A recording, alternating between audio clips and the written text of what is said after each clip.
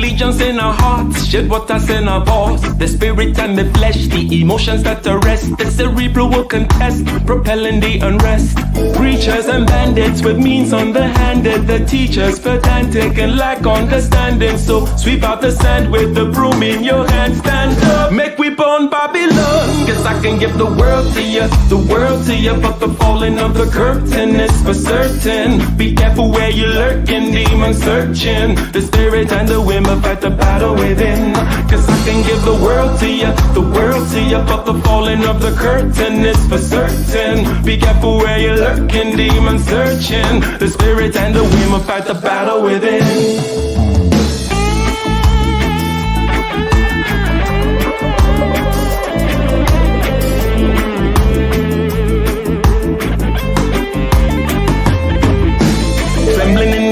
With the semblance of a blaze, with gratitude and rage, we touch another page with delirious delight, impervious to light. This vitality and might encourages the flight.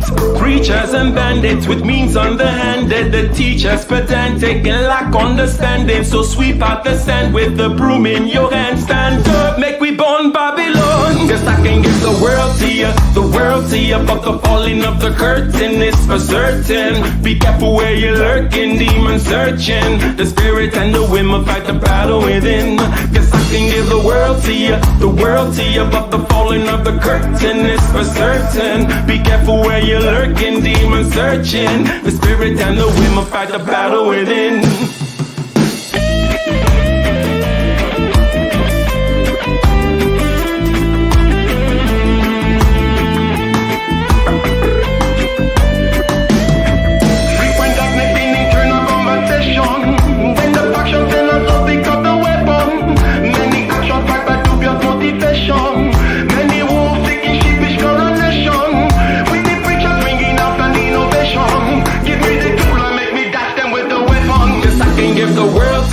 The world to you, but the falling of the curtain is for certain. Be careful where you're lurking, demon searching. The spirit and the women fight the battle within. Cause I can give the world to you, the world to you. But the falling of the curtain is for certain. Be careful where you're lurking, demon searching. The spirit and the women fight the battle within.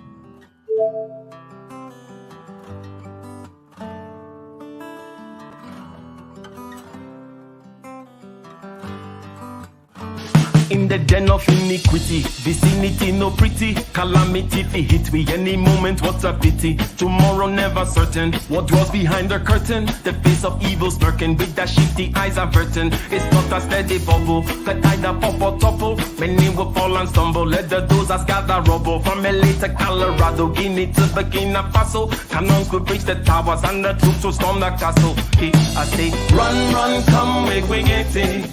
Because the peace that is bestowed upon the meek is overrated. So run, run, come, make we get it. Calling all your daughters and your sons, we come forget it. I say, run, run, come, make we get it. Because the peace that is bestowed upon the meek is overrated. Lord, run, run, come, make we get it. Calling all your daughters and your sons, we come forget it. With the rubble steady rising, and hearts are compromising. Convictions here are stifling, making evil appetizing. The fists are steady forming, and countenance is falling. Defenses are withdrawing, possibilities are falling. In these your circumstances, evil will make advances. Pick up your sword and lances, and be sure to take your stances. Victory is never promised, the battle is upon us. Gather the brave and honest, and the righteous in your corners.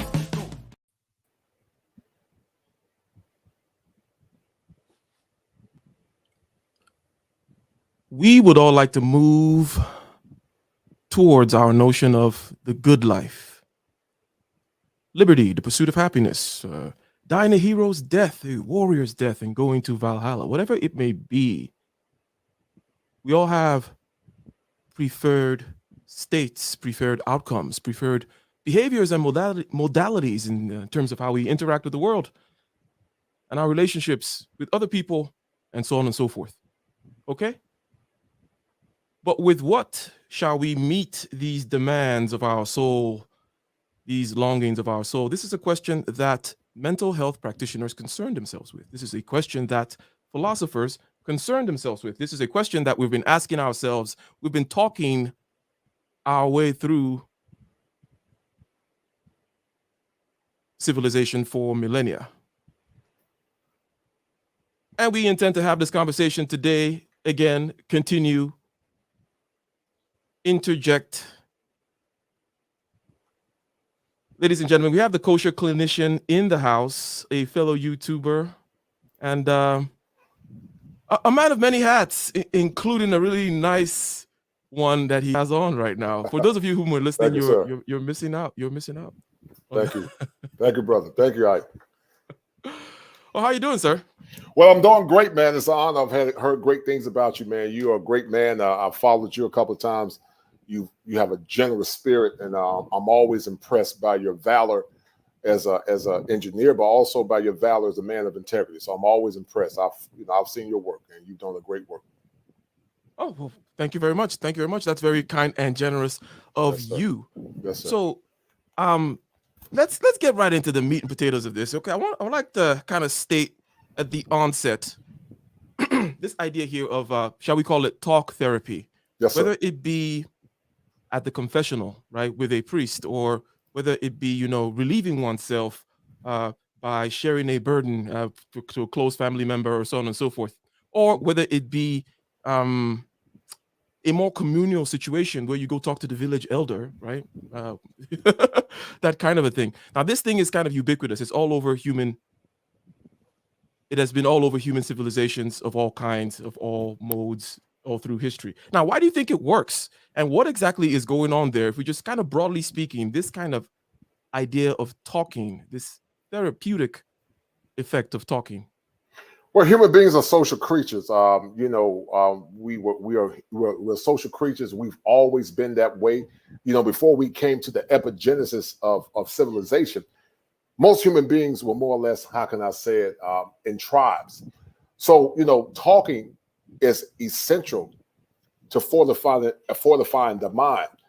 And when a person doesn't have the essence of having that tribe or those social elements, not only do they become isolated, but they become broken because they don't get the outcomes that they so deserve. So that's very essential because that's part of our biological makeup. Mm-hmm. Okay, so you take it down to that tribal instinct, and yes. Okay, so because there seems to be two aspects of it. Okay, one is in that sense of, let's say, you a sense of let's say you are initiated into some kind of a secret situation, shall we say, not secret, but you're initiated via some rites and so on and so forth into some kind of a group that swears an oath of secrecy, and right. You guys for that reason have a strong bond, okay, because of that kind of a thing. Right. Or there is an aspect of very much a group aspect of it in terms of us telling each other certain things and talking things through with ourselves. It's almost like it makes the change that needs to happen easier when you have someone else there or the group to guide you through it, right? Right. But then there's the aspect of the change, which means there needs to be actual decisions made, a wisdom applied to the situation, right? Mm-hmm. So you go to the village elder or whomever, and there's one aspect where you're just talking, you're just kind of offloading on somebody. But right. With the village elder aspect, there is the wisdom aspect too, right? So where does that come from? Where does that come in? So are you asking me where does it come in to make sure I'm hearing you clear? Are you asking me where does it come in to get solace from the village elder, or so? As in, right. Where exactly do we get the let me put it this way. Yes, sir. Go ahead. We are after certain ends when it comes to health in general. It's more like engineering than science. Right. In the sense that we have outcomes that we're after, preferred states, preferred behaviors, outcomes out there in the world, right? Mm-hmm. So we have these categories that we put things into.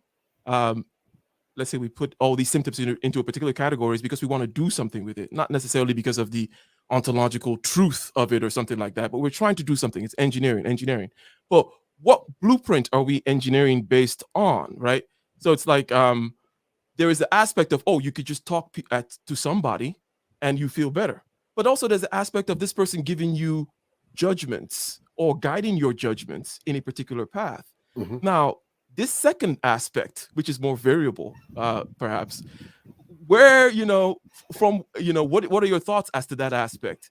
Are we all singing from the same hymnal these days? Or which hymnal do you sing from, if I'm making sense, I guess? Well, I'm singing from the hymnals based on what Shakespeare said, to thy own self be true. That's the hymnal that I'm singing for. And I think that comes into fruition once you do the shallow work and the introspection, which more or less helps you to see the dynamics of the things that you're struggling with. See, we live in a society, Ike, when many people have more or less been bombarded by what I call more or less following others instead of having a personality or having an ideal outside of other human beings. So when you're true to yourself, and when you learn to circumnavigate all those various barriers and dimensions that more or less cause many people to be afflicted because they don't have the confidence to be true to themselves, those people don't get the outcomes they want because they don't do the work. But see, I try to teach clients that they have to do shallow work. They have to do the internal work, which is an internal dialogue about understanding those schemas or those negative thoughts that they're actually having, so they can move forward in a positive direction. So that's what I believe in. To thy own self be true. And when you're true to yourself, then you begin to get those outcomes incrementally because of that. Good. So I would like to just so like let me see if I understand here. Is there some kind of a journey inward implied here? You mentioned shadow work, and you also mentioned to thy own self be true. So is there an idea that in there lie the answers somehow? Yes, I've heard a famous guy. He said he often says the truth is within, and so there are 4 dimensions in clinical therapy called the Johari window. There's the known self, the public self, the private self, and the unknown self. But there are dimensions to the psyche of a man that can cause him to have a pathology if he is not cognizant of those things that are impacting him in a negative way. So when people are more intuitive and they're willing to be in solace and be quiet, and when they do the shallow work, meaning they work with a licensed therapist to look at those dimensions of themselves that they are not aware of, that's where they start having what I call more salient outcomes.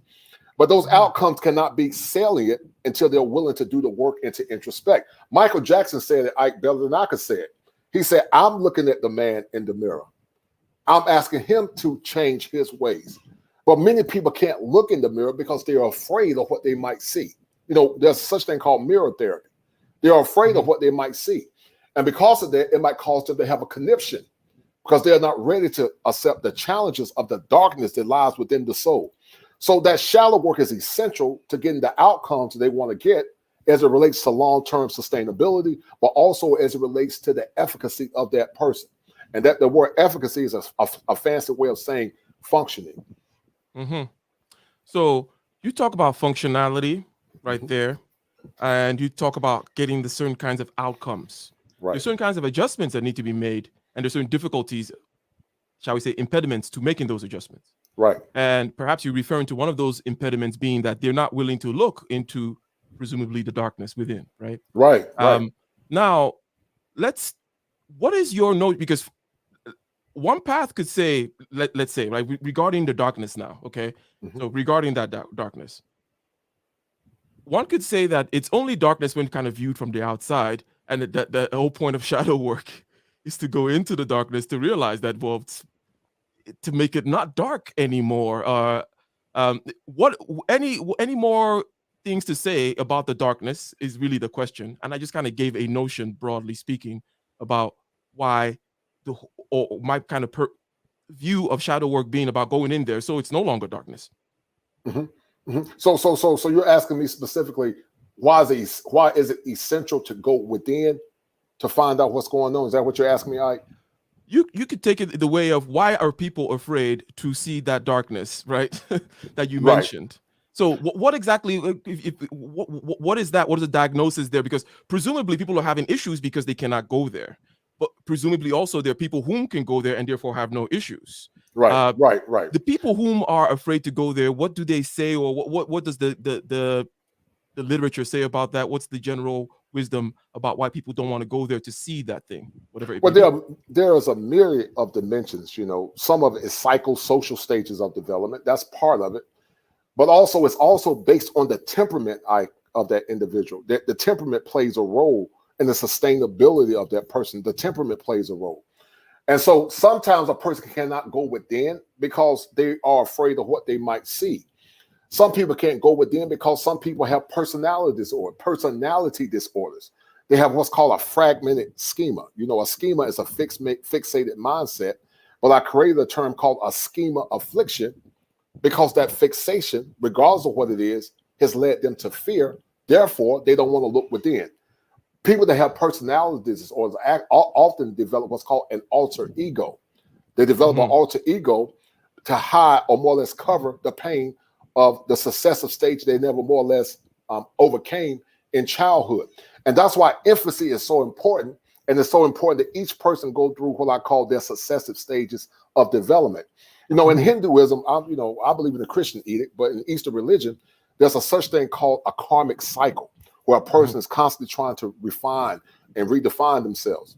But until they go through that, but many people end up going through that karmic cycle, trying to find purging or redefinition. But many people go within it because they feel like they can never be perfect. But you have to go through the cycles of despair in order to become a better person. In the edicts of theology, the Bible said that gold without fire, would never be pure gold. So you have to become purified. That's why I came up with the title, The Kosher Clinician, because if it ain't seven, it ain't kosher.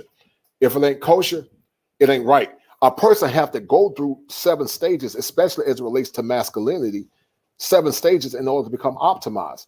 And see, I decided to do the show, Ike, The Kosher Clinician, because in clinical social work, a lot of times people do not address the psychopathology of men, especially Black men. So as a clinical therapist, I took it upon myself to use a ego defense mechanism called sublimation.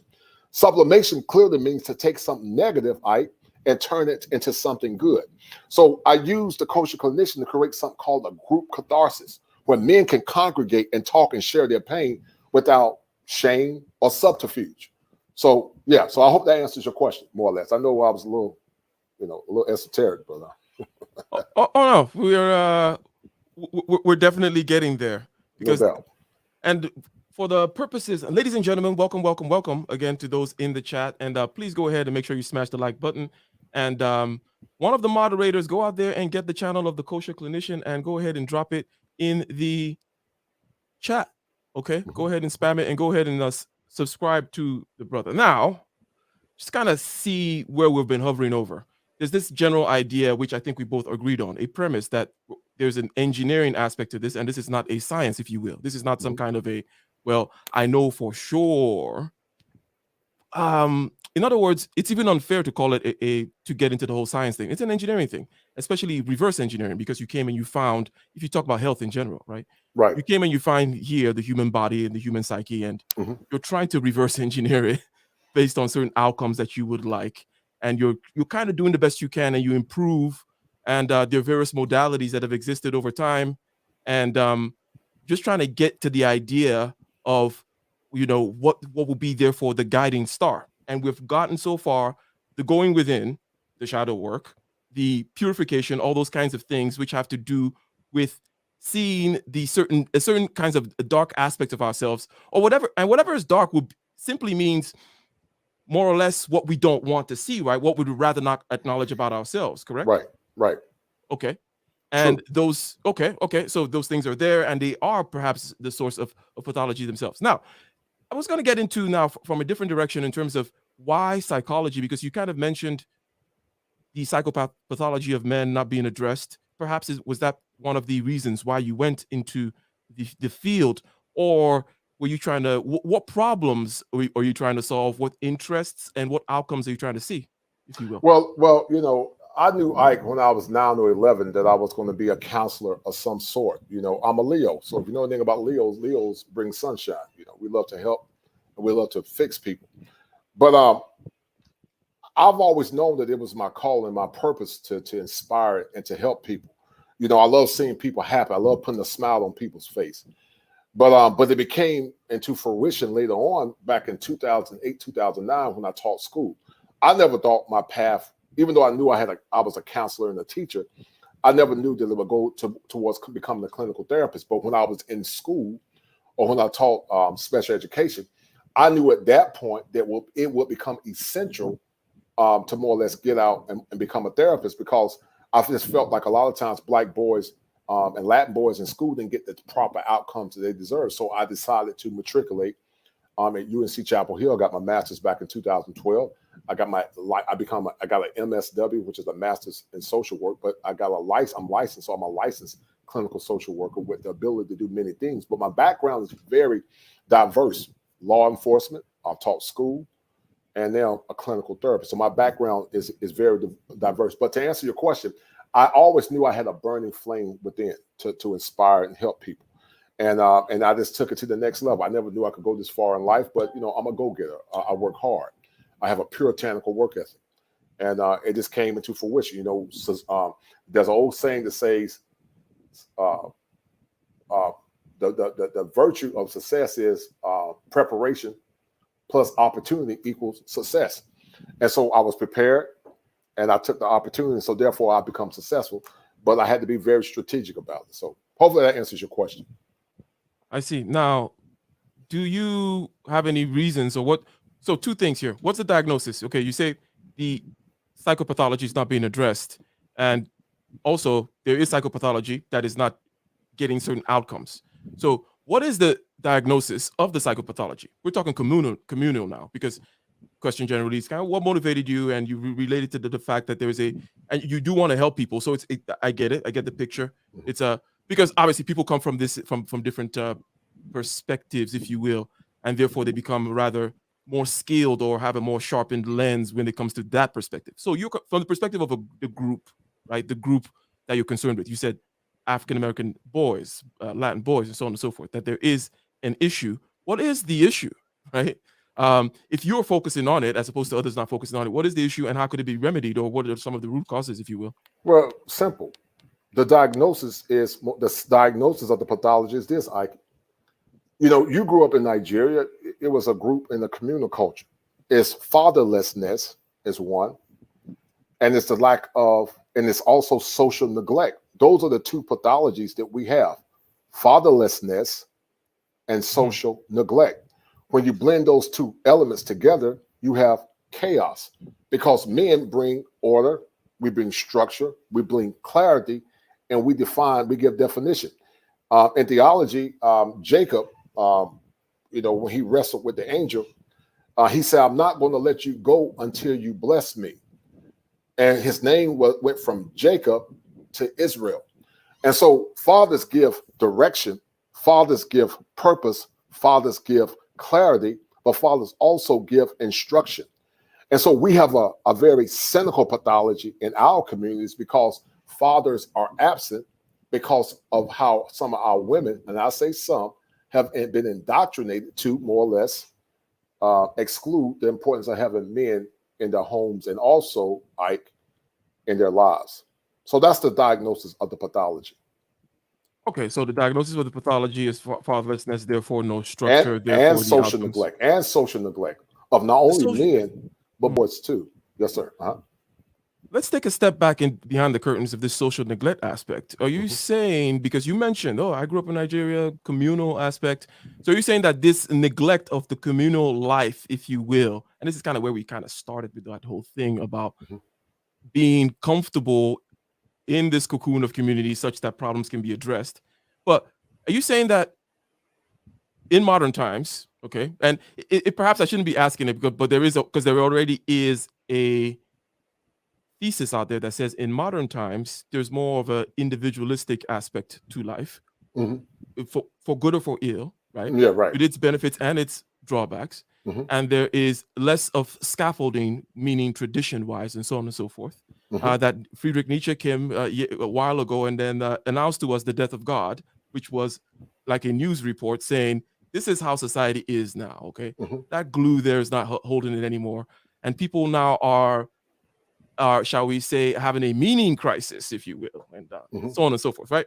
Now, are you saying that part of it is really this neglect of the communal, or what you're calling social neglect? Elaborate more on this social neglect aspect.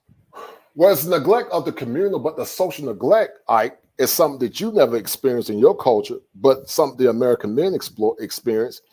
They don't experience the importance of reverence and honor.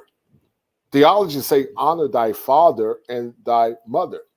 But many men in America do not get the proper honor and reverence that's necessary to help them become sustainable as men.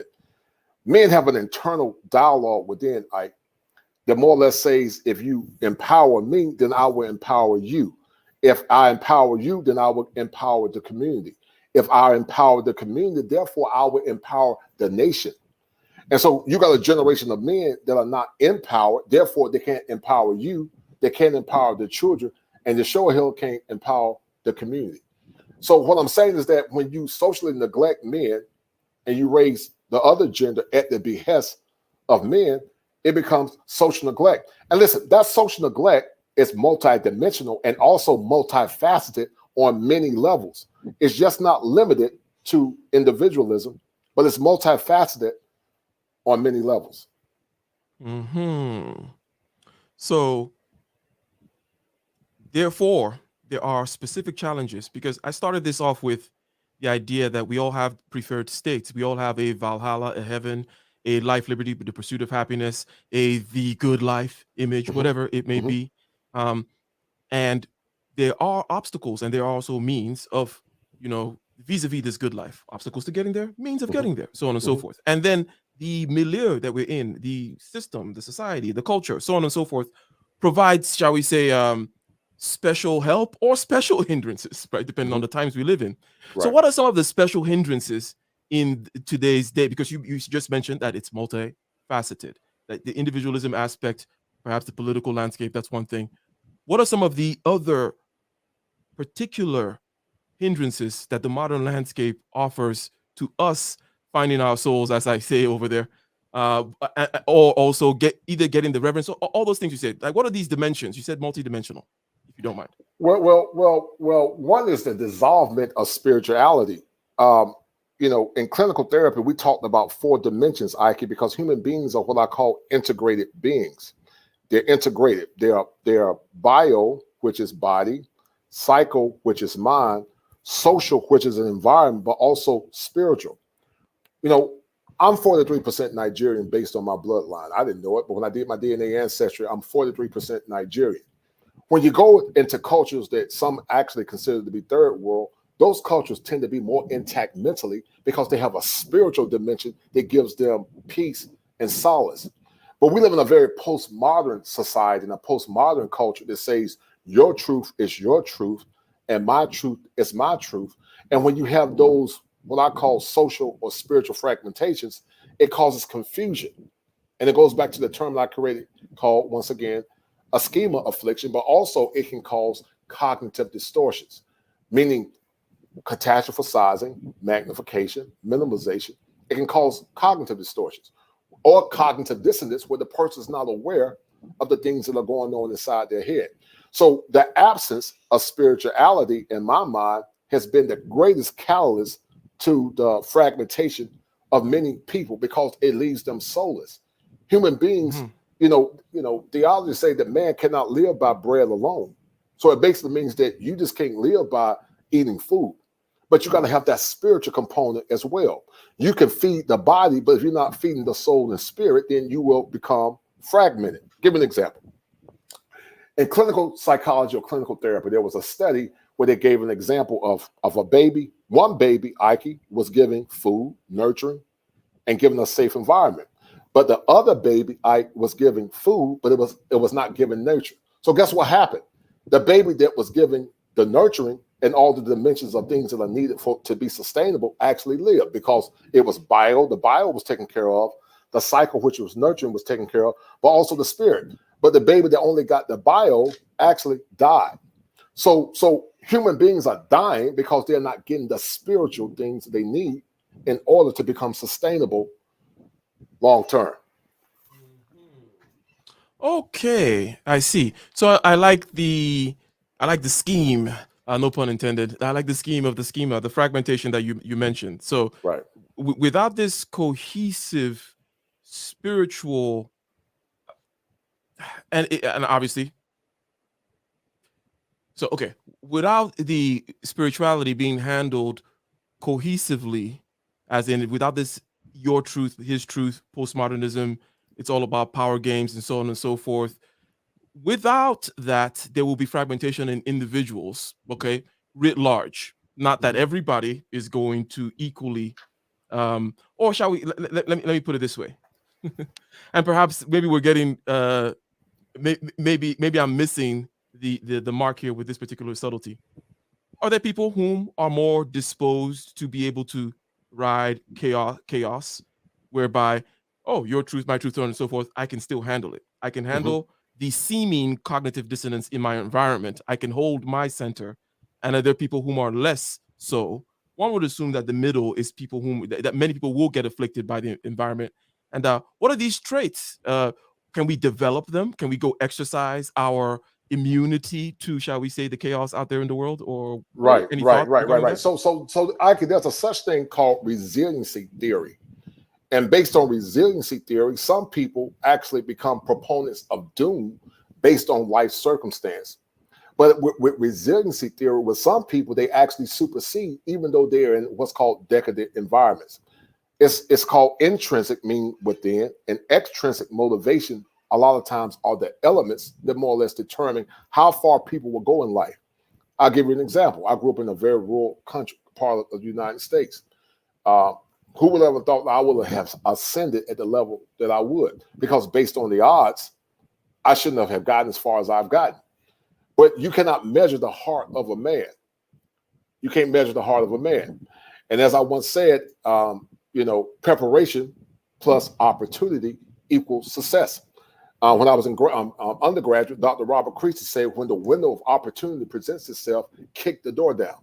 So just like a lion in the Serengeti that's waiting for its prey, I'm always in the field, waiting for the opportunity to become successful. And that's me in a nutshell. Resiliency theory says that some people will supersede even in negative environments, but some become victims of their own afflictions because they lack the proper coping skills. So some of it is temperament, some of it is socialization. It's a myriad of factors because the human beings have so many different layers, but so many different complexities. Okay, let's pick a hard one, if you will, like a solid one. Let's talk about physical health and its correlation to mental health, right? Right. Many things that we can immediately see. We intuitively see the connection, right? Right. You exercise, you're stress-free, you got good cardiovascular thing going in there, you can deal with stress better, so on and so forth. But could you elaborate more on that? If you pick that particular dimension, what are ways, because we're talking about inoculating, immunizing ourselves, making ourselves more resilient to whatever the chaos may be outside. And we'll go outside again to talk more about what exactly it is, these particular challenges that modernity offers to us, right? But what can we do physically in order to make ourselves more mentally resilient and functional? Well, listen, that's an excellent question. In clinical therapy, we talk about something called a psychosomatic response. It's mind over body, body over mind. The most important factor that a lot of people are suffering from, is the lack of sleep. In Hebrew, 7 means complete. So on the 7th day, God rested. He rested. He looked at his creation because a man's purpose is his creation. And I'm guilty of it. But on the 7th day, because 7 is kosher, he rested. And so I would say the absence of sleep is one of the greatest detriments to the destabilization of the body of a man. Now, of course, exercise play a role, eating a clean diet, drinking plenty of water. But the number one element to the sustainability of the soul, mind, and spirit is rest. And see, we live in a very decadent society, where most people don't rest. My granddad, he was a farmer, and he would go to bed, a lot of times around 9 o'clock and get up in the dawn of the day. And so there's science behind going to bed early, but also getting up early. Not only are you more productive, but your testosterone levels are higher. Men now have the testosterone levels of an old man because they're not getting their rest. Your body cannot recalibrate itself until you get sustainable rest. So just like Elohim, God, Yahweh, Yeshua, Jesus, whatever you want to call him. I believe you call him Yeshua or Yahweh or Elohim. He rested on the seventh day because he saw his purpose in 6 days, but he said 7 days I must rest. So if the internal flame, which is God, must rest, what should you and I do as men?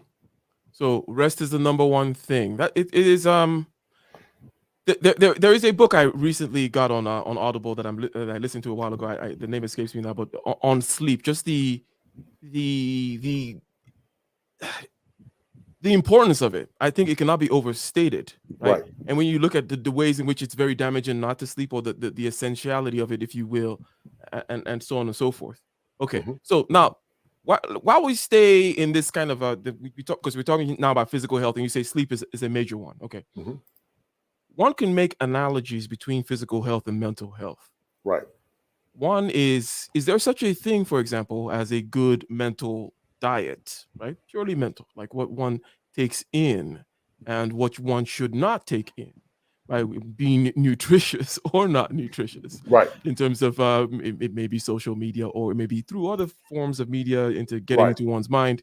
Right. Well, any thought about mental diet and its significance? Right. Well, you're asking some very poignant but also very purposeful questions, and because of that, it's imperative that I become intentional. Now, listen.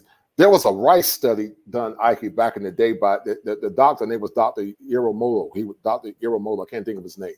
And so he had three containers, three containers of rice, right? And in all those containers, the containers that got neglect actually turned black, I believe. The container that actually got cussing and fussing and yelling and screaming and hollering, it began to decay as well. But the container that got music, positive words of affirmation, it actually became neutralized, or actually was healthy. So human beings operate on a frequency or a channel. We are psychosomatic beings, but also we have a what's called a spark. We have our vibrations are electricity. And so when we're around toxic vampires or people with a lot of toxicity, it can destroy us from within. So the mental diet that you need to use as it relates to exercise and holistic health is actually being around people that are peaceful, people that are kind, and people that bring forth good vibrations. The gospel say, whatever a man think, that's what he is. So when you're thinking and you make your body become a vessel of darkness, then that's what you will become. So it's essential to more or less eradicate those people in your life that more or less don't give you the potent outcomes that you need in order to become a better person. So yes, a diet that you need a diet that's more or less free of what I call toxic GMOs, because a lot of human beings in this day and age have toxic GMOs. So yes. So the mental diet aspect, staying away from that which is going to be draining to you, right? In terms of your motivation, in terms of your energy, that which is not productive, and so on and so forth.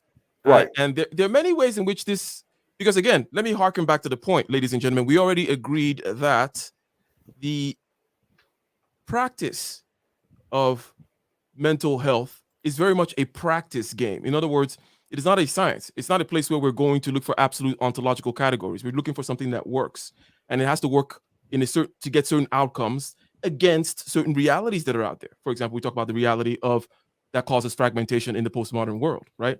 So what works, right, against that?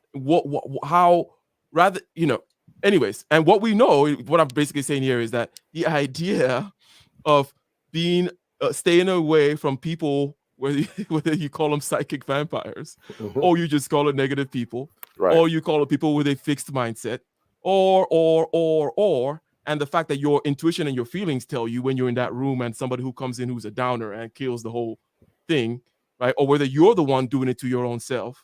We all know this, and we all know the negative impacts of it. And we all know that, just like the kind of physical analogy, you would not keep on going back to that bowl of porridge if it makes you sick all the time, right? So don't do the same thing. Now, let me pause here for a second. There's a neglect of spirituality in the West, shall we say? Well, let's not say the West. Let's just say modernity. We've been talking about the special hindrances that modernity has in our way in terms of meeting the certain outcomes that we have, preferred states, the demands of our soul, if you will. One of the challenges is we have lost access to the idea of the spiritual. Now, I'm as much of a modern man as anybody, in terms of my approach to thinking and being and so on and so forth. However, I know that spirituality can be recovered, right, simply by understanding that it really is it consists in the question of consciousness, okay, and that is what we've neglected. So people in the modern time, when they hear the word spirituality, right, let's be honest, what happens, right? They go, oh, some woo stuff, right? Eyes glaze over, like, oh, what are you trying to, some snake oil getting sold over here, right? And I say, okay, the first step, and perhaps it may be the only step you have to take for certain types of people, because again, I'm glad that you mentioned that temperament is always an important factor, right? So the important first step for someone like me is to just recover the idea that, no, this is a question of consciousness. This is a question of your subjective consciousness, subjectivity, and so on and so forth. The scientific method removes consciousness, objectivity, and by definition, that's what it's also good for. But because we have removed subjectivity, we've put it away almost like, oh, we'll deal with that later. Let everything be matter and material. Let everything be stuff that we can measure, push around, hit with a hammer, and count, right? That kind of a thing. And as a result, we don't know what we're doing in the world of consciousness anymore. Right. We get all wacky and weird, right? So, and if it can also manifest itself in terms of mental disease, if you will, and disorder and distress, even more so the reason why we should go back and focus on this thing, which we have perhaps demeaned and relegated to the back.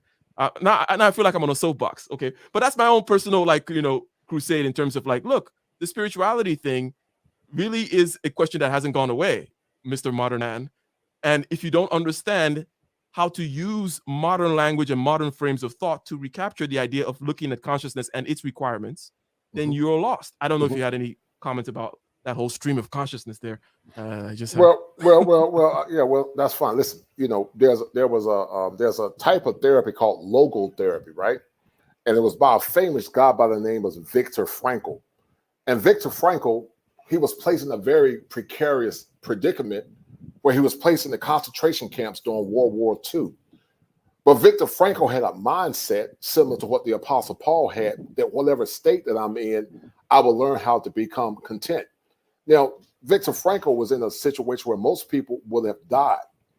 But Viktor Frankl learned how to be content, even though he was in chaos and pain, because he was in concentration camps. But he learned to more or less focus on the things that he can't control, and the things that he can't control, he just didn't stress himself out about it. We have a generation now, because of technology, we've lost some of those what I call arcane virtues, like patience, perseverance, and long suffering. And because we've lost those arcane virtues, we have created a society that does not have the proper or healthy coping skills to become sustainable with life challenges. I look back and I'm grateful that all the things that I struggled with as a man, I actually went through it. Roberta Flack made a song back in the day called "Do the Fire, Do the Limit, Do the Wall." And I've been through the fires of life. And because of going through the fire, I'm a better man. When you look at my channel art, you see that skeva in Hebrew. If you don't mind, giving us and this is probably a crazy way to interject this point here, because you've mentioned it a couple of times now about your life and anyways, maybe it was when we were talking on the phone, my bad, in terms of you, but you brought up this idea of having gone through adversity, right? You talk about going through the fire, right?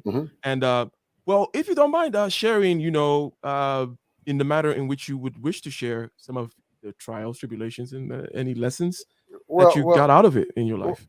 Well, listen, Clint Black made a song back in the day. He said, "I'm going to leave here a better man." He was a country star singer. Listen, you never know how far you can go into life until you get into the fire of life. And I've been through some very precarious things. I'm a black man. I'm 6'5", 6'6" with shoes on. I'm very masculine, and and I'm very educated.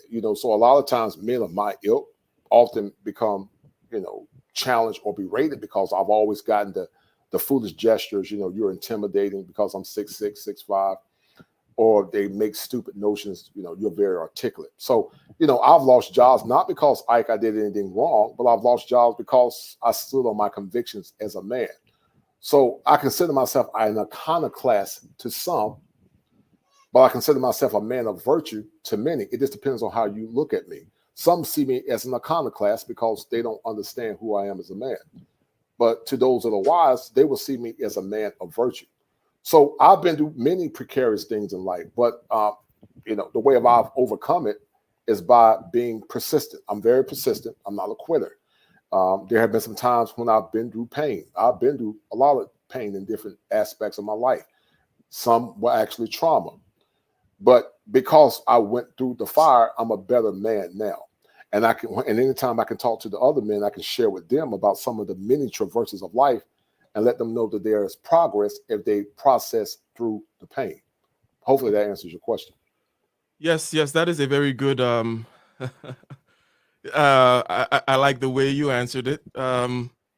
So you talk about the coping skills. Mm-hmm. Okay. If one were to just kind of put a philosophical label on things, we would say, let's say, Stoicism, right? Mm-hmm. Yes. And because Stoicism, generally speaking, is that it's a man's philosophy. Mm-hmm. What does that mean? Well, you're doing manly things if you're hunting out there in the Serengeti, or if you're a hunter, right? Mm-hmm. Or if you're in the war in the foxhole or something, or doing something dangerous, you're going to come up with certain kinds of you're going to come up with a version of Stoic philosophy, right? Mm-hmm. That's kind of like the idea is that, okay, every hunter gatherer, right? Every band of hunters was a Stoic, because it's about, the rain and the desert and the animals and so on and so forth, and hunger don't give a F about your feelings, right? Right. What kind of philosophy do you need to have in order to exist in that world? It is that of Stoicism. Now, now you how much of that is important? What I mean is the actual knowledge, the notions, the maxims, if you will, in terms of teaching people, oh, this is how the world actually is.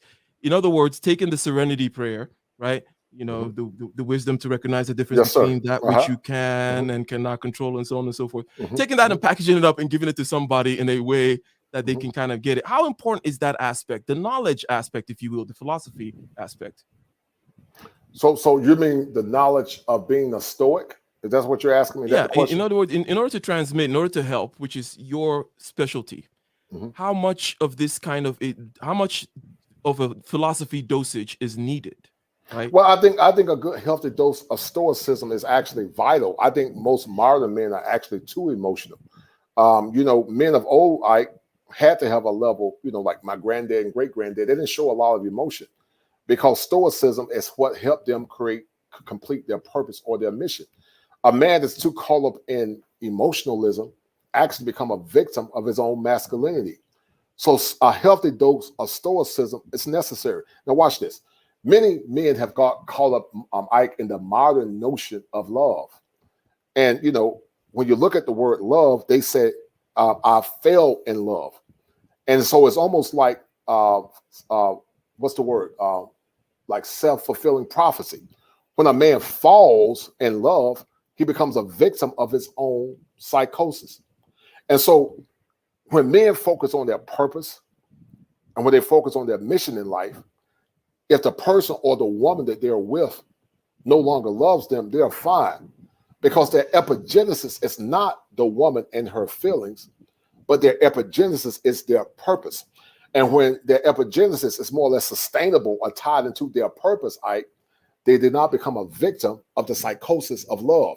So in order to not become a victim of that psychosis, a healthy dose of Stoicism is important. There's an old saying, that say that all fun and no play make Jack a dull boy. And so sometimes it's important to be dull in life, stoic. So you're preaching to the choir right now. And some people might come at us and say, hey, that is a temperamental thing. because I've kind of I'm one of those that you may just kind of look at, and over time you observe me and you can say, oh, well, you kind of have a natural knack for stoicism, it's your personality and so on and so forth, And even if you use the Big Five or MBTI or whatever, you kind of, okay, you same thing over and over, that kind of a guy, right?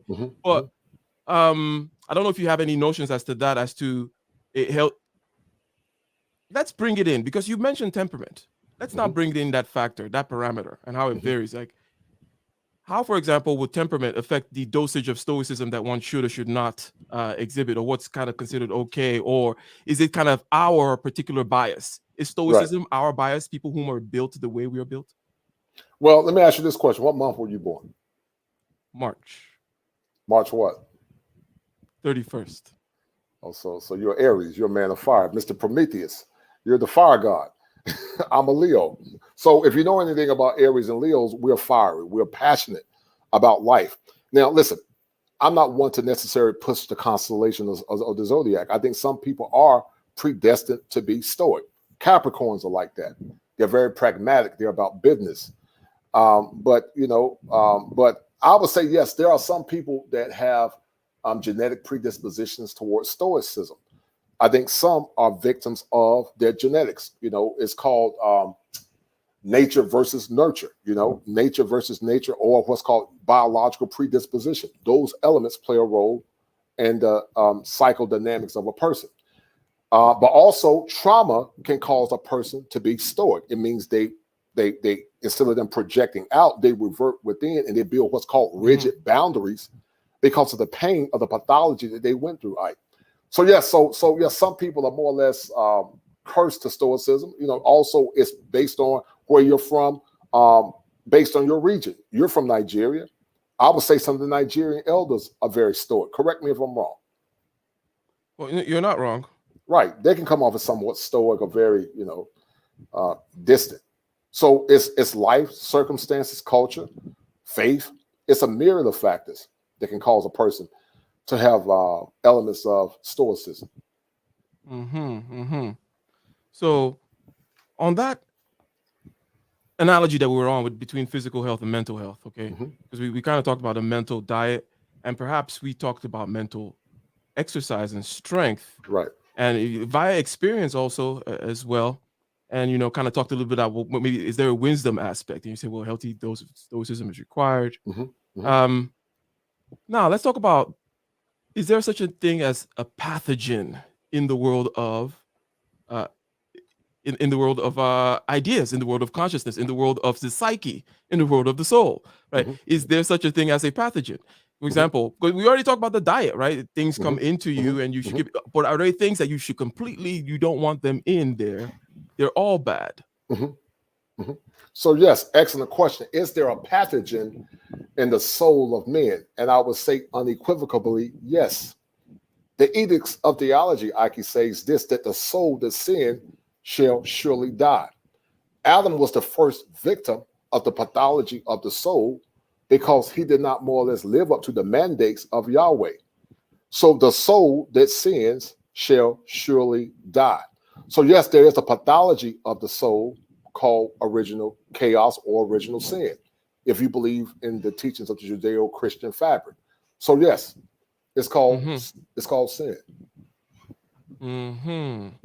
So is there a way of, in the world, sifting out that pathology, either the increase of it or is it a predetermined, as an original sin, and therefore nothing can be done but for grace, if you will? Well, listen, it depends on what worldview you believe in. If you believe in what's called Calvinism or Arminianism, it just depends on which philosophical branch you believe in. The Calvinists believe that some are predestined to eternal judgment. It's nothing they can do. But the Arminian believe that God gives every man free will. So it depends on your theological branch. It depends on your theological predilection. Some believe in what's called, dispensationalism, where God actually dealt with different men at different periods of time to bring forth grace. So it just depends on the philosophy. There's so many floating philosophy and competing philosophies in faith and also in science that, you have to pick one that more or less makes more sense. But that comes with a keen eye, and it means you have to be very studious and more or less looking through using a fine-tooth comb to more or less clear out that social fragmentation, to say the least. And let me go ahead and address the super chat.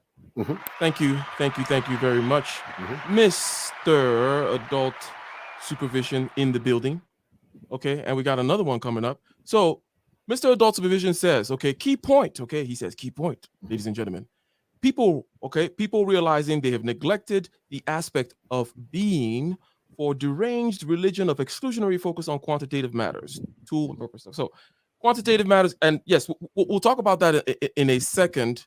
There's an exclusion again of the consciousness aspect of and then creating this mind-body duality, for example, right, as a tentative solution to a problem that doesn't even exist is what I would say. But thank you very much. And we have another super chat. Says, great show. The Kosher Clinician is providing excellent information and the questions are great. Well, thank you very much for the $20 super chat, Dr. Omolade McCoy, a Nigerian name. So thank you very much. Thank you very much. That puts you in the sponsorship category. Now, if we take a step back to the previous super chat regarding the kind of neglect of the subjective, now the reason why, because you distinguish between the soul and the spiritual. Would you mind telling us what that distinguishing is or consists in? Well, the soul is the faculty as it relates to the emotions of a man. The spirit is what amplifies the vibration of the soul. I'm going to say it again. The soul is the emotions that are more or less encapsulated in the spirit. Now, it's going to be a little technical when I say this, but almost like spermatozoa. The sperm is within the semen, but the semen is the carrier and the sperm is the essence. And so it's that essence that amplifies the motility of that sperm cell. So when they're pulled apart, then there is chaos. And so because we're integrated beings, soul, mind, body, and spirit, when either part is not calibrated, there's an internal conflict in that struggle.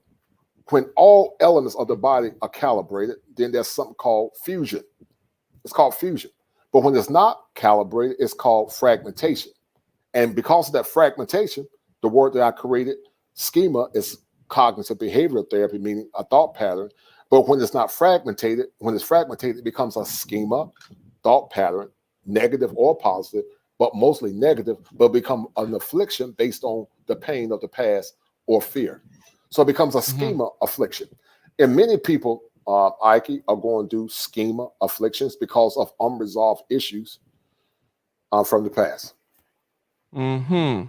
So the breath of life, the fire, the animating force, right? The anima, or the spirit, right? And the reason I'm doing this is just to kind of, because it's important to make these distinctions. And I think it's the issue with that, I would say, at least for someone like me, whom would come to the questions of spiritual matters, is the definitions of words and the ideas of the game that one is playing, the language games one is playing when one speaks about certain things, is important, right? You cannot use ancient words as though you understood the ancient language and refuse to explain it in modern ways to modern lay people. It's not fair, if you will, almost. But so that idea of the spark, right? And then as opposed to the soul, okay? Now, when we look at what the super chat previously, this one suggests that we are not focusing on the point of subjectivity, on the point of consciousness, okay? What would it look like, okay, if in your imagination, in your world, you can look at it from the person's point of view, from the first perspective, the person whom is adequately focused on consciousness and spirituality, what does his life look like from a subjective point of view, if you will? Like what exactly does it look like, not to make the mistake that this person is pointing out to focus on the spiritual, the faculties of the spirit, if you will? Well, listen, you know, the question that, you know, and thank you for the adult supervision, brother. You know, pulling that. I got an idea of what he's saying, but it's sort of vague. But in the Old Testament, it says, "As a deer panteth by the water brook, so shall my soul cry for thee, O God." As this, I know some people don't more or less care for modern religion, because modern religion has caused a lot of consternation in many. I think the elements of the faith in itself are fine, but many people have used the tenets of religion, whether it be Christianity, Judaism, or Islam, to more or less subvert or control or suppress the conscience of a man. But the gospel, in my opinion, is the most red pill book that's ever been written. But back to what the adult supervision was saying, you know, I don't quite understand what he means by what he's saying, because it's sort of vague. But I will say this: a man this balance with spirituality and spiritual truth, and when he has a greater purpose outside of his physical world, because the physical world is what we live in, then he has a greater purpose in life.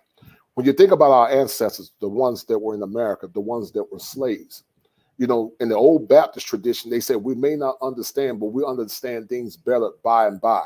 The atrocities of Black people in the South, most psychologists, also most anthropologists would say that most people will have died under those convictions. But there was a fire within the fabric of Black men and Black women that were more or less victims of chattel slavery that superseded the atrocities that were more or less impacted upon them by white progenitors that used the gospel to suppress instead of using the gospel to empower. See, Black people had a divergent view of the gospel. The white man used the gospel as a way to oppress some, because there were great people like Quakers. There was liberation theology, and there was more or less a theology of oppression. So men like Quakers, Pilgrims, and also Freedom Riders, they talked about the liberated aspect of the gospel, which was Moses. And so most Black people use that as a way to overcome the pathologies of shallow slavery. So I would say when a man is in keen of faith and spirituality and truth, he becomes an indomitable warrior. Mm-hmm. A person that can go through the fires of life and adversity unflinched, because he knows that he has a greater purpose outside of the current milieu called the material world. Mm-hmm. So, and this is, I would say, this is where I've been. This is where we've been getting at. This is what we've been reiterating. At least in my mind, right. We've been reiterating the fact that something needs to be brought into this question of psychopathology. Right. Something needs to be brought in as a solution. Something needs to be brought in as a way, as an outcome. In other words, it's an engineering project. We are desirous of certain outcomes, certain mm-hmm. states, certain behaviors, certain patterns, so on and so forth, right? And mm-hmm. They have to do with the individual, its relationship with the, in other words, and our vision of what the good is, right? Mm-hmm. That's very mm-hmm. important. We bring mm-hmm. in the good as a yardstick, and we use it as a measure by which these adjustments need to be made to these individuals, right?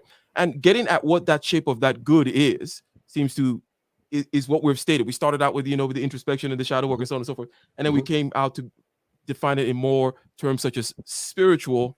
And you were saying that you will be out there if you got that, and I was asking, like, what does it look like? And you were saying with that spiritual backing, but what does that in your life, if you don't mind making it personal, right?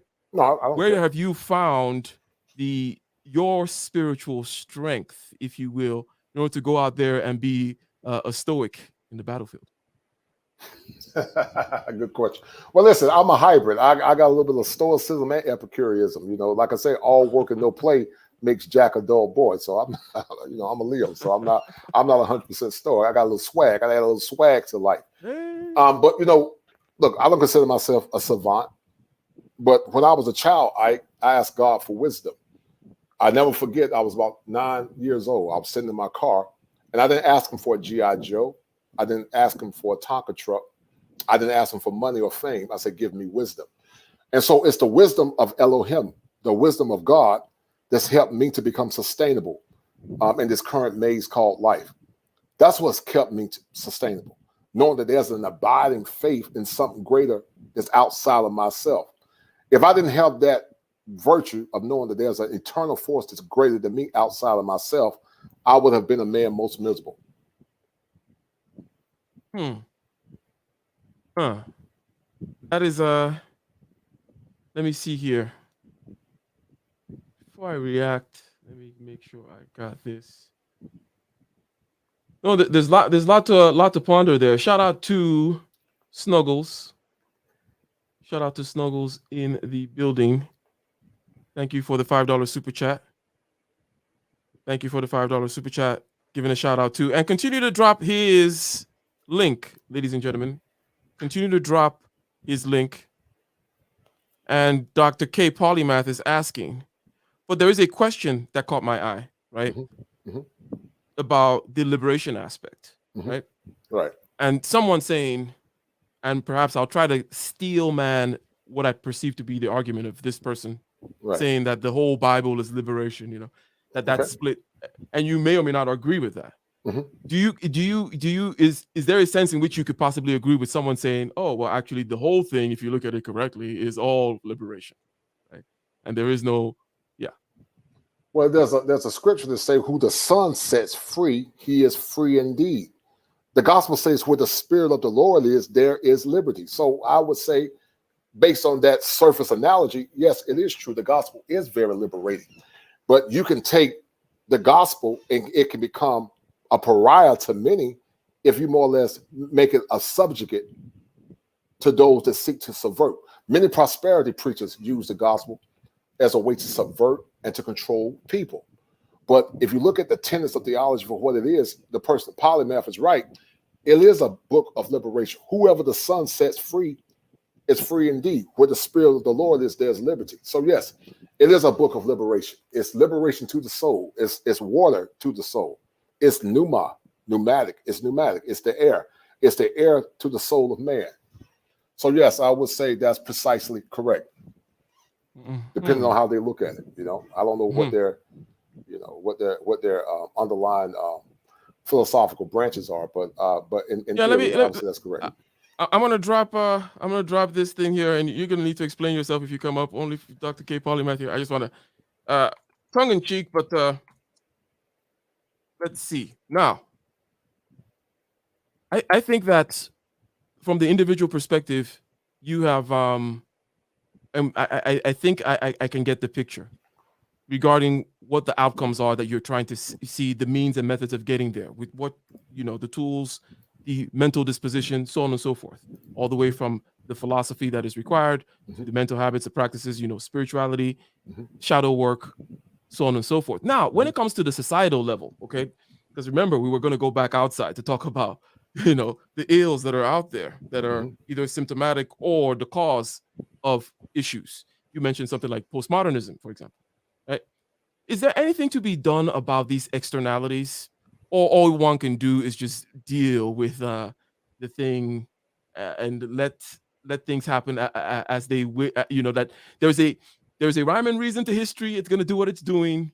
You just need to fortify yourself for the times, if you will. Right. So if you look at ancient culture, you know, you're from Nigeria, the sages or the men of wisdom, some looked at the stars or the constellations to determine the future or to predict the future.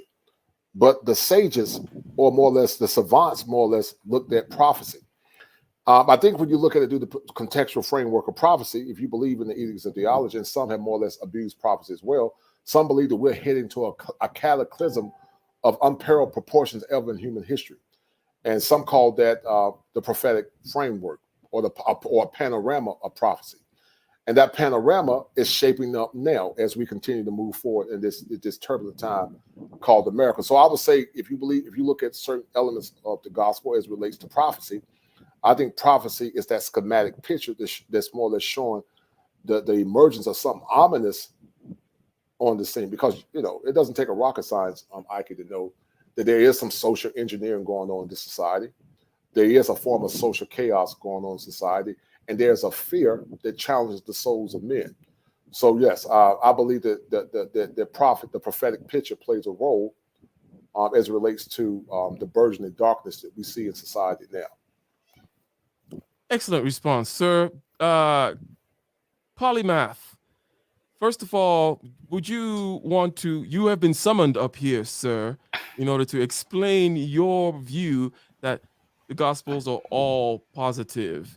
Are you talking about holistic complementarity? What are you talking about, sir? Well, I'm interested to see which witchcraft you use to summon me here, but I guess it's the internet. It works. Interesting. Yeah. So my sort of framework for this whole saying that the whole Bible is actually liberation is it. So everything that young sir stated earlier, as well as the aspect that if you look at the whole thing in context, it is all liberationary. So let's say some of the verses that the slavers utilized to justify slavery, some verses in Matthew, etc., are there. That's true. They are there saying, "Hey, slaves, don't be so, don't run away, don't be the worst slaves. Do a good job." It never mentioned, however, that you can enslave people. It didn't say that. It was actually telling the slaves how to act while in slavery. It never said, "Hey, go and enslave people." In fact, if you look at the Old Testament, the law states that you are not supposed to enslave your own, meaning Christian or in that context, or Judean. You can't do that. So, and also there's another interesting law that states if you enslave someone, you too will be a slave. This is in Revelations. So it actually adds up into a nice tight little circle. So actually one of the laws, which is a commandment, is if you enslave someone, you too will be a slave. In Revelation, it states this basically in the new heaven that everything's going to go around. If you live by the sword, you'll die by the sword. If you enslave someone, you too will be a slave, whatever that means. So actually, yeah, looking at the whole thing circularly, there's no justification of slavery. Okay, so you're correct because what I'm saying is okay. Let me ask this just kind of. Let me just say something and then I'll allow the kosher clinician to respond. So you were summoned and you were asked to defend the whole, okay, it's all positive. And you said, yes, these things are there. But even if you look at it in context, it's actually still a liberating thing because, take, for example, the slavery thing, it is basically telling you, well, how to get the best outcomes possibly, especially with this kind of a framework of, well, don't pick up the sword, right? Yeah, perhaps you want to do this, but it never said that this was a good situation, right? It never said, oh, this is a great thing that you're a slave, okay? Or that it's a great thing for people to go and enslave other people. But correct so far? Yeah, so the responsibilities, especially in, let's say, in the Matthew verses that they may have used, is still on the slaver. There's no mentioning, say, hey, you can enslave anyone. That's not mentioned in the New Testament at all. The onus is on the slave in order for them to survive. It's a pragmatism, right? Let's say, for example, you are you and young sir over here are violent robbers who are coming into a bank and trying to steal the money. There's two ways to act in this situation. You can either do the usual shock response of getting angry and saying, you monster, you get crazy this, antagonizing the person that has power over you. Or you can simply comply, be really nice, and be like, hey, build a relationship and a rapport with them. It's about wisdom. That whole mention there is just a Solomonic type of situation. Utilize wisdom. Now, if you do have the case to escape, of course, again, utilize discernment and wisdom. But the idea that you have an overwhelming force that is literally stopping you from breathing, that you can survive that and escape from that, that is obviously lack of wisdom. So utilize wisdom and discernment where you can. Now, the person that treats that robber or the psychopath really well, guess what? They're most likely than not, compared to the other people who call the psychopath a monster, able to utilize that to their advantage. So I would say it's more of a wisdom-esque sentiment there. Our special, our guest of honor, our Kosher Clinician. Any thoughts, rejoinders? What you got to say? Well, listen. I think you can't conflate the two, shallow slavery with the slavery of the past. Slavery is not endemic to the American fabric. Slavery actually supersedes. There were times when great kings and great pharaohs of Egypt that were Nubian actually enslaved others. We get caught up in the anthropology of slavery as it relates to the American fabric. But slavery is nothing new. But the slavery actually in the Bible time was not a slavery of what I call it was not a slavery of gross atrocity, which more or less made men 3/5 human, but it was a slavery more or less based on manumission, where the person's culture was still intact. The Jews, when they were enslaved, the culture was intact, and their religion was still intact. And normally, under many cultures, after 7 years, it was called indentured servitude. They got manumission. But most slaves in America, it was the worst or the harshest form of slavery. So I don't think that slavery is congruent based on the concept or the ideal of slavery. Slavery looked different to different cultures in different times, but the slavery impacted upon people of color was atrocious. You know, when a man is reduced to less than an animal, other cultures they weren't reduced to that. And I stand firm in my convictions about how many in the past were actually castigated or pushed aside because of the hue of their skin. And so some will argue that God never justified slavery, but there are versions of scriptures in the Bible where it was allowed. But once again, you know, when we look at God through our own limited eyes, we become fools of chaos. God said, my thoughts are not your thoughts and my ways are not your ways. God allowed many things in the past, not because it was part of his divine will, but because he gave man free will, he allowed man to do certain things. Slavery definitely is wrong. It is an atrocity. It is an evil. But I don't think any slavery can compare to the slavery impacted upon Black people for the last 200 to 300 years. Even the Jews were not treated as harshly as Black people. Black people have been through a lot of post-traumatic slavery disorder. And not to be victims, because I don't believe in the victimization of the past.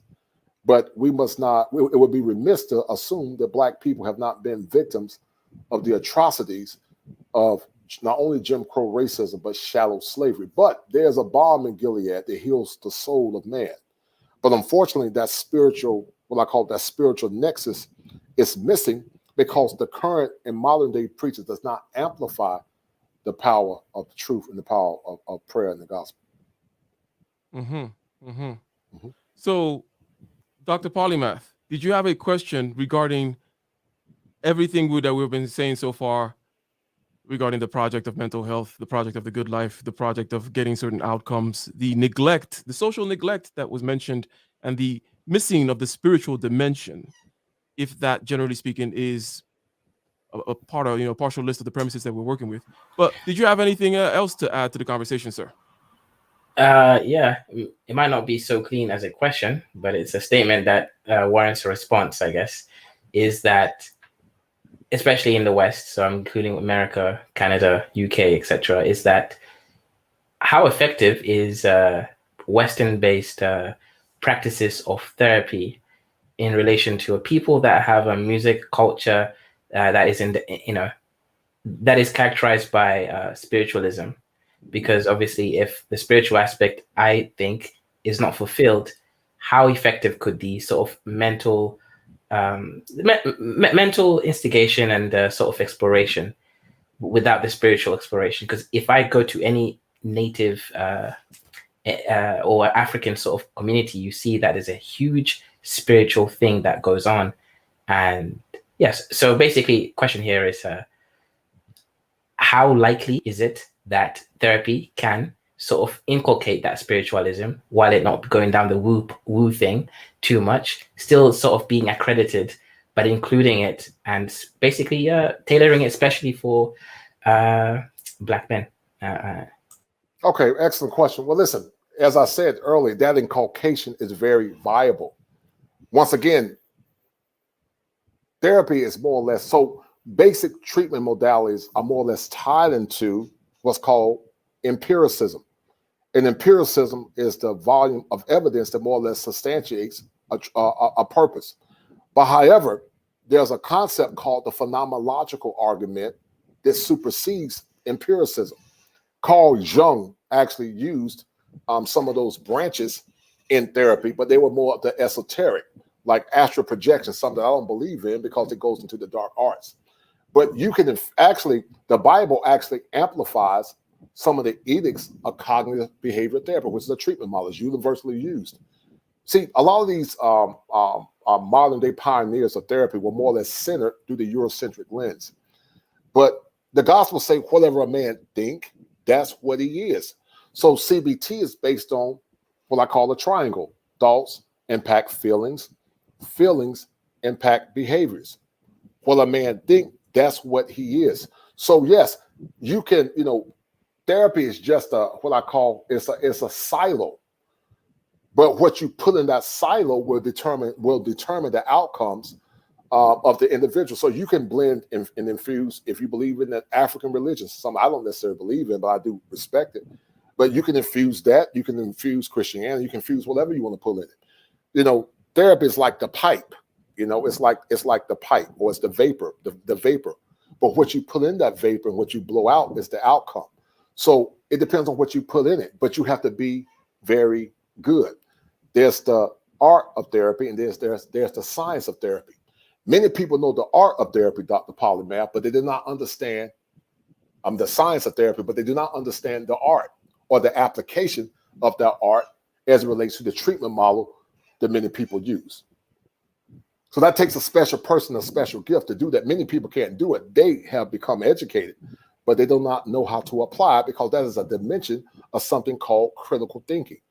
And most people are not critical thinkers. They're lazy intellectuals. Okay, so the art of it, which generally speaking sometimes can even be more challenging than the science of something. Right.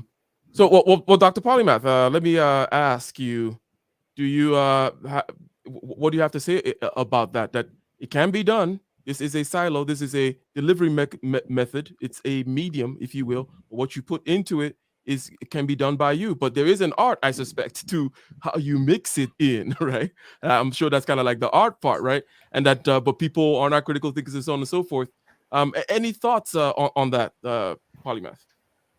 Yeah, I mean, okay, so young brother has explained it, and I think it makes sense to me that it can be done. I guess my thoughts now is how can it be done in a wide enough scale to impact change to a large enough group of people? Because as you said, if it requires an art, very few people can critically think and sort of, look at the specificities of what the individual requires to actually change. Then the other question I guess I have is, why is it that therapy in general, I know you can get specialized ones, but don't focus on actually allowing the therapist to actually be involved in the healing process? Because I think if someone actually knows and can objectively look at your life and based on what you've told them, if they can actually comment more and guide you a bit more, again, allowing you to still kind of process things, wouldn't that be more effective than just sort of being a facilitator in a more passive manner?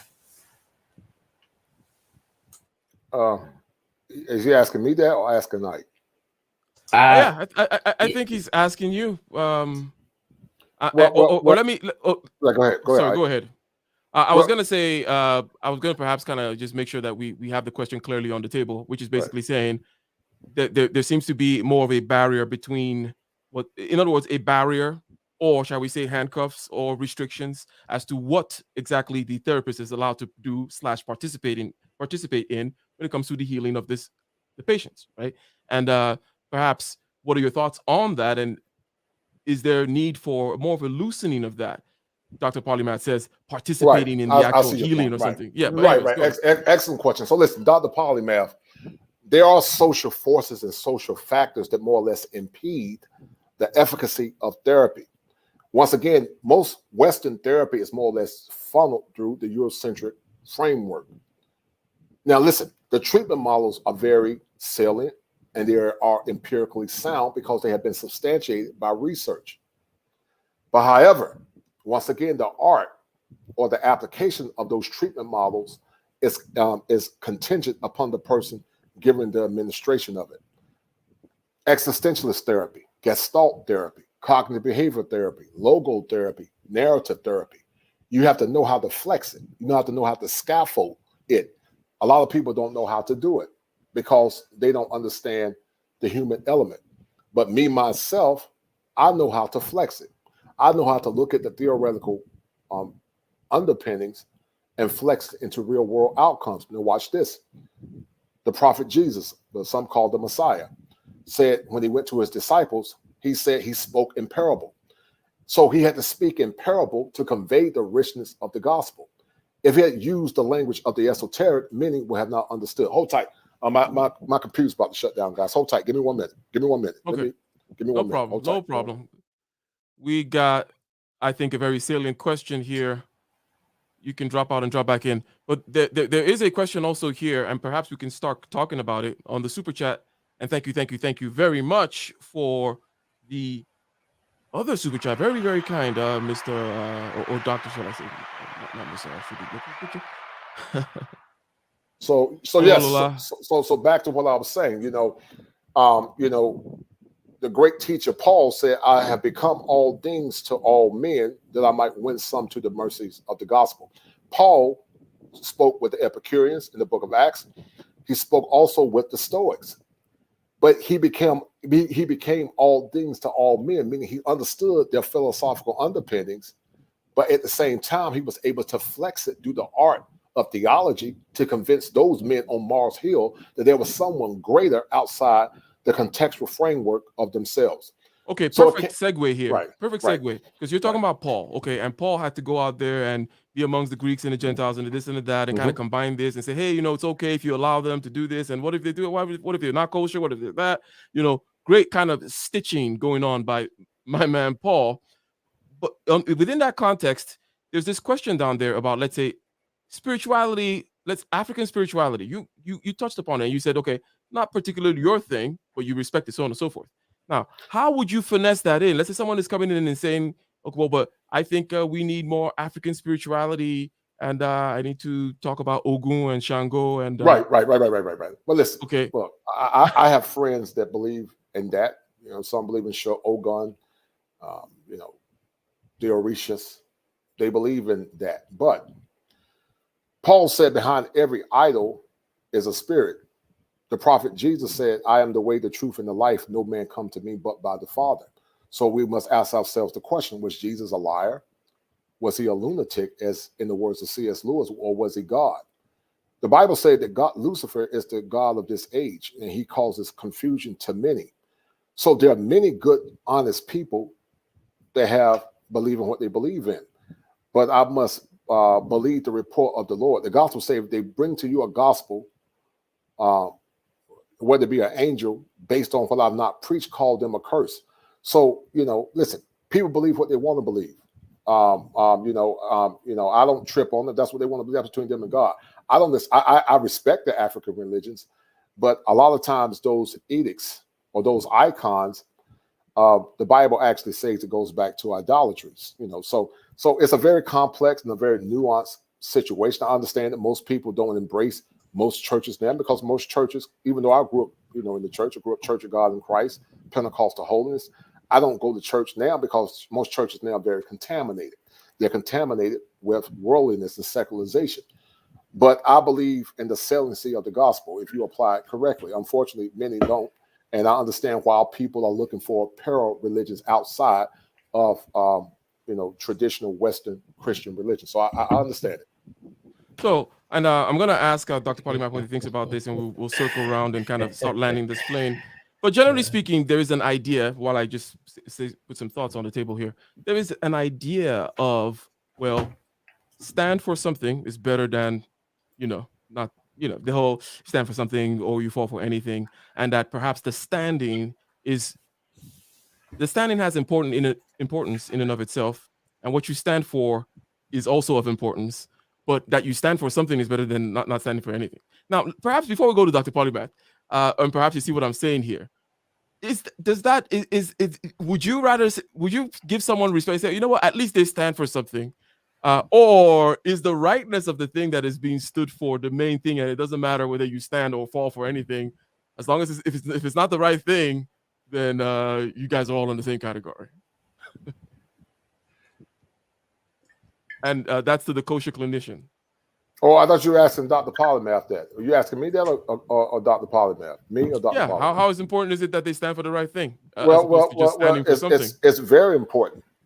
There's an old saying that if you stand for nothing, you'll fall for anything. And so it's important for people to stand firm on their convictions. And so I think it's very important for men to have a foundation or epigenesis to whatever they believe in.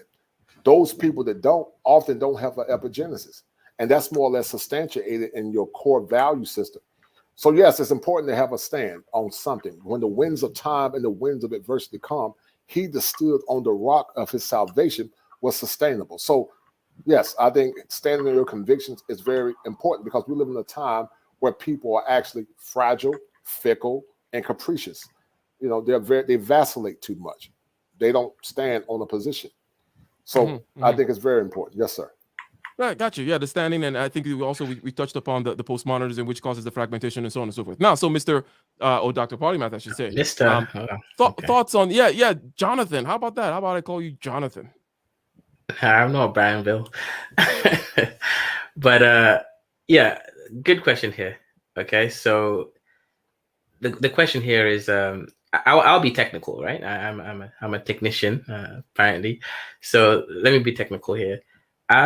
Christianity is an African religion. Israel is on the tectonic plate of Africa, so that would literally make it an African religion. And right. Yeah, so I would answer that to the sister, Dr. Omolola. Yeah, so Christianity is actually African, and some of the oldest Christian traditions is from Ethiopia, which is very African. Right. But she's talking about Western Christian, like the Nigerians or the Orishas. Right. She's not talking about, like you're correct, the first purveyors of the gospel were actually from Aksum in Ethiopia. You have Jews called the Falasha of Ethiopia. You also have the Lemba of Zimbabwe. Right. But they practice the Judeo-Christian fabric, not animism. Animism. Animism is totally different than the kosher aspect of religion. It's two different competing frameworks. Yeah, I would actually argue that, if you want to be more African, I would say let go of the sort of Pentecostal type Christianity that is more westernized, because these, or let's say Lutheranism, all these westernized fabrications. If I was honest, I would say just go Orthodox, then build from there, from your foundation, and figure out what you think makes sense to you, and rebuild that. If you don't want to have that sort of westernized feel that you think is corruption. And in case of like Osun and Ogun and all these other false gods, I would say at the end of the day, shots fired. Go ahead. I'm sorry. If you don't want, there is a way to escape this logically, and the way is you escape this. You don't even have to focus on Jesus. You can believe in Jesus and as the savior, but what you can do is you can focus on worshiping the Most High. Now, if the Most High really is Oshun, that's fine. If the Most High is Yahweh, that's fine. It doesn't really matter. The point is you're worshiping the Most High. So whoever that is, you can never be wrong, and you're covered.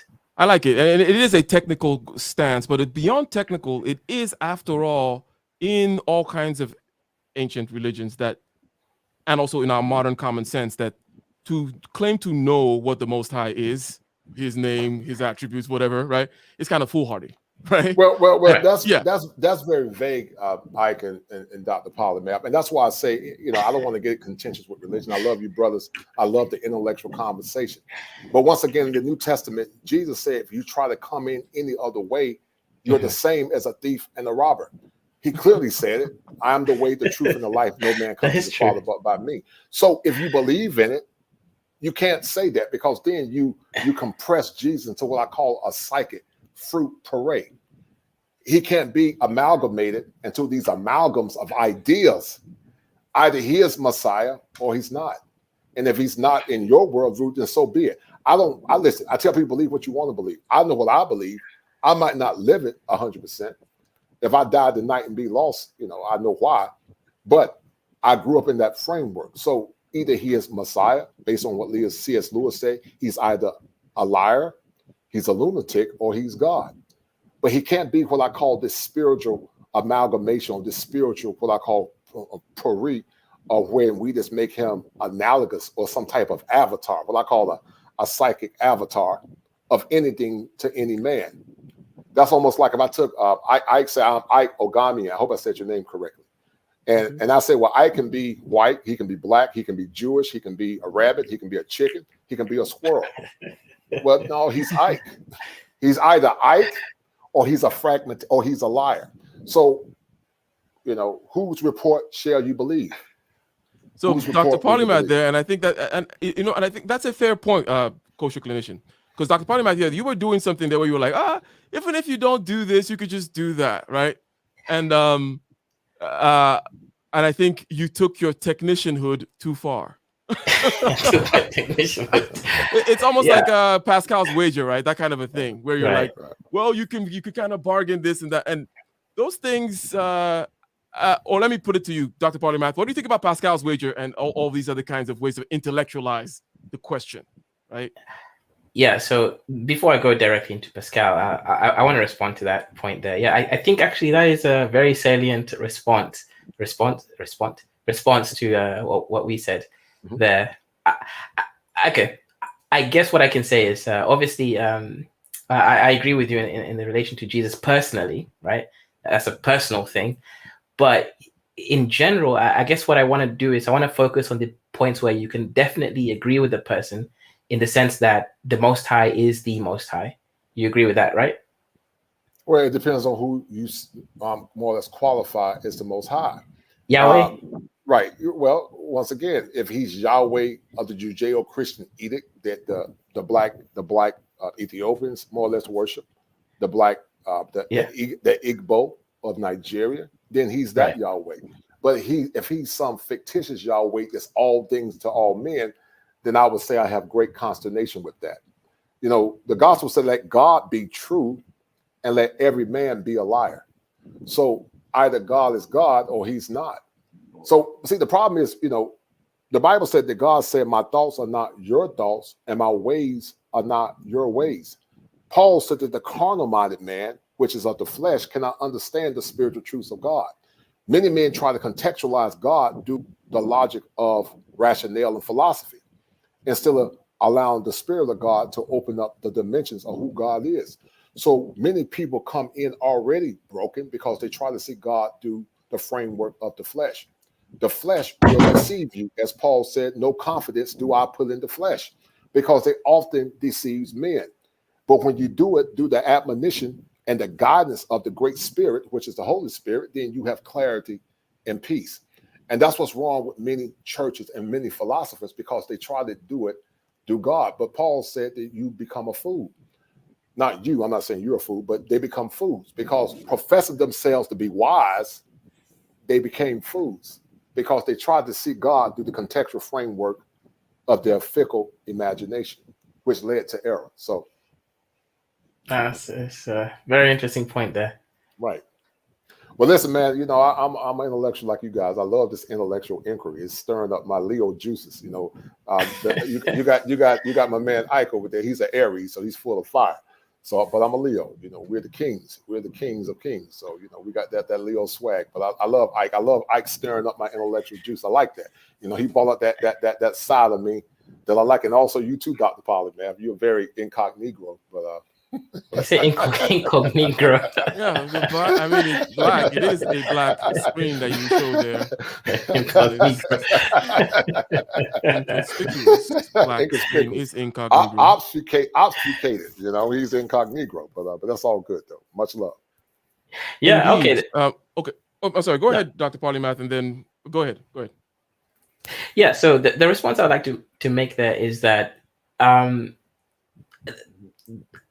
I generally agree with those sentiments, especially with the revelation through Paul's writings and everything. I guess the question I have here is that, in a way, God will judge every man, woman, etc., based on their particular the truth as an objective status and also the particularities of their experiences. But is it not better to not alienate some of these people who come from certain backgrounds by, again, not telling them falsities? So don't tell them that Jesus is not the way or the truth, but just say, okay, at the very least, we can agree that there is a force or being called the Most High. The Most High, you can call him Yahweh and, give him biblical names, and this is his attributes, and say, okay, at the very least, this is the God. Jesus is God's son, or, God in other ways, however you want to conceptualize that. But just say, look, just you're trying follow to ease them through High. a program. You're trying to right. It seems like smuggle Jesus in. You're trying to do a small, and I don't think the kosher clinician likes smuggling. I think he wants to go direct. I don't know. Let me allow him to speak again for no, you. I don't think you can smuggle Jesus in. I call it the great obfuscation. You know, you can't smuggle him in. You know, when Moses went to God and when he was on Mount, he was at, I think, Mount Hebron or Mount Arat. He said, when I go back to the people, he said, who am I to tell them that sent me? And he said, tell them that I am that I am. And at that time, there were many gods of many different backgrounds. But he said that I am the great I am. And some called that, I believe I don't know if it's called Jehovah or Yahweh. But he was clearly distinguished from the gods of that current time. He said he was the God of all gods. And so I don't think you can smiggle God. Yeah, You know, I don't that think would you be can, Yahweh. right. I don't think you can, you know, a term I call smiggling. I don't think you can smiggle God in this, what I call this fruit parade of gods. You know, he stands outside of alone because according to theology, you know, the teachings are that the many gods that you more or less see are actually the deception of the fallen one called Lucifer.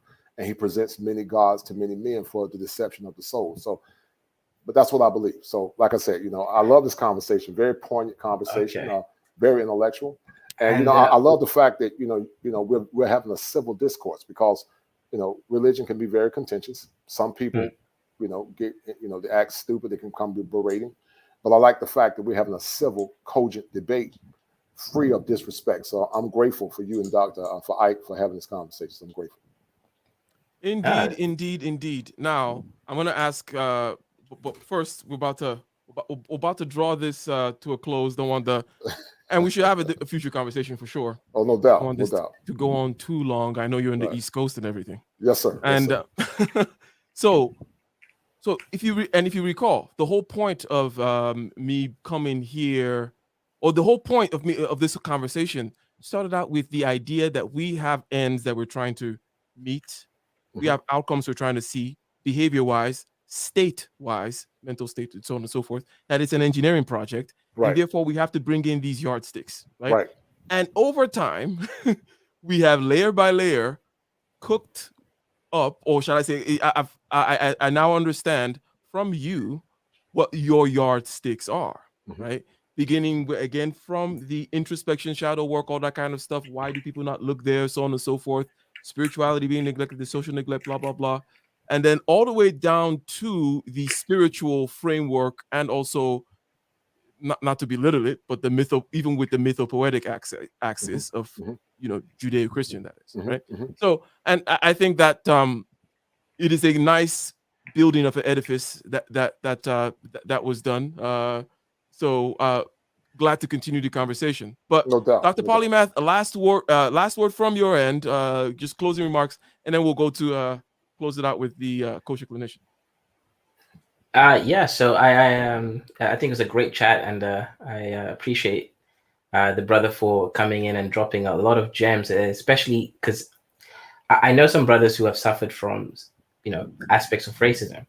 They can't go to the general therapist to actually even begin to understand this, because it tends to be non-responsive. Either they just listen and don't say anything, which is not really pointful, or they don't have the kind of understanding to be able to kind of break it into a certain aspects and then inculcate that into like a general sphere of how then to process as a man and heal as a man. And I think everything that you're saying about the arts, that's the thing that was missing, is understanding that there is a way to actually flow and integrate these evidence-based practices. And as opposed to just sort of thinking that, oh, it's either bad or good. It's you broke that nicely. You kind of just mentioned that the framework, that how you actually look at the lens, that's what was broken, the Eurocentrism. But the actual evidence practice is the same.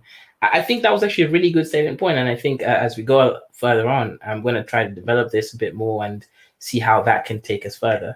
Right. Well, listen, I started this process, as I told Ike earlier, out of a process called sublimation, which is a healthy form or a healthy ego defense mechanism.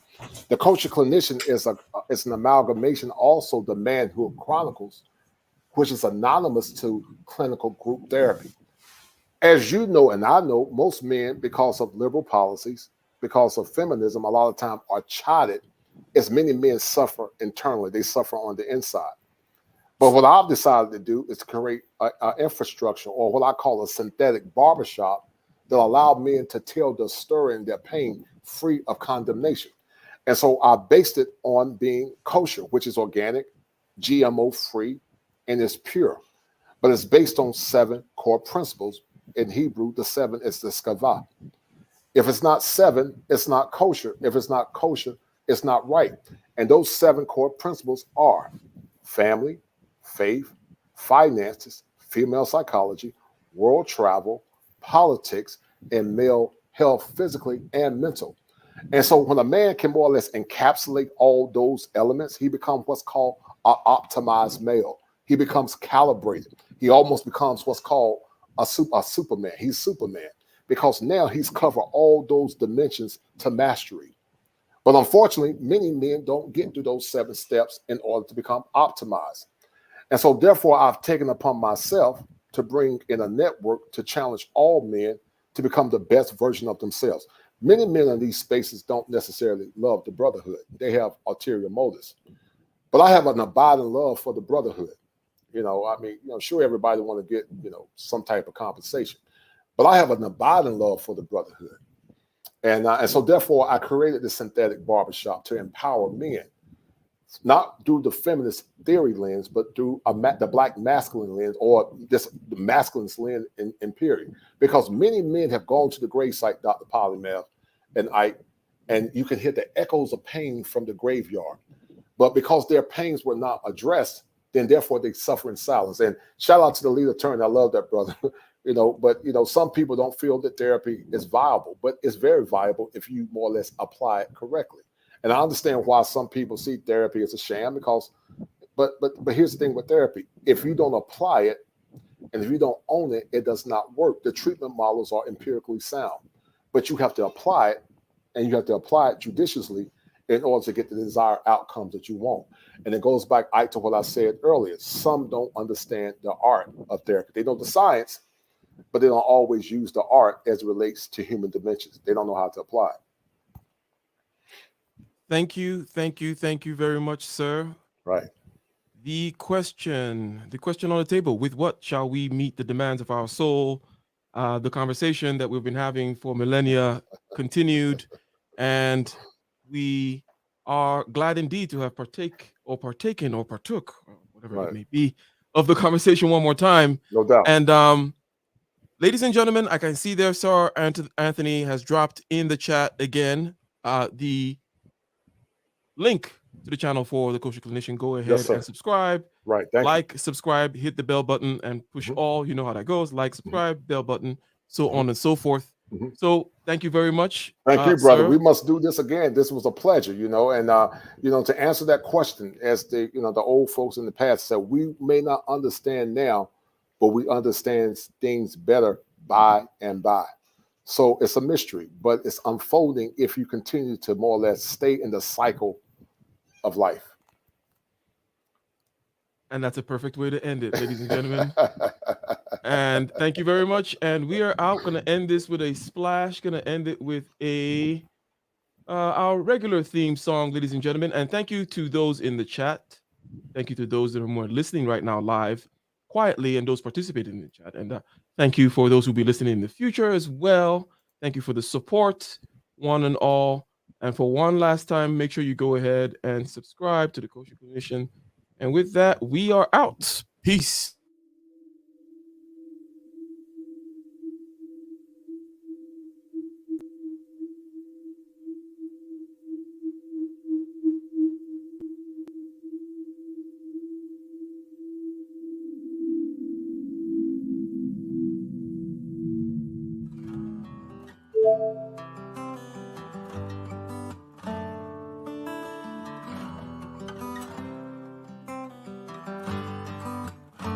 In the den of iniquity, vicinity no pretty, calamity fi hit we any moment, what a pity. Tomorrow never certain, what draws behind the curtain, the face of evil smirking with that shifty eyes averting. It's not a steady bubble, that either pop or topple, many will fall and stumble, let the dozers gather rubble. From LA to Colorado, Guinea to Burkina Faso, cannons could breach the towers and the troops will storm the castle. I say, run, come, make we get it.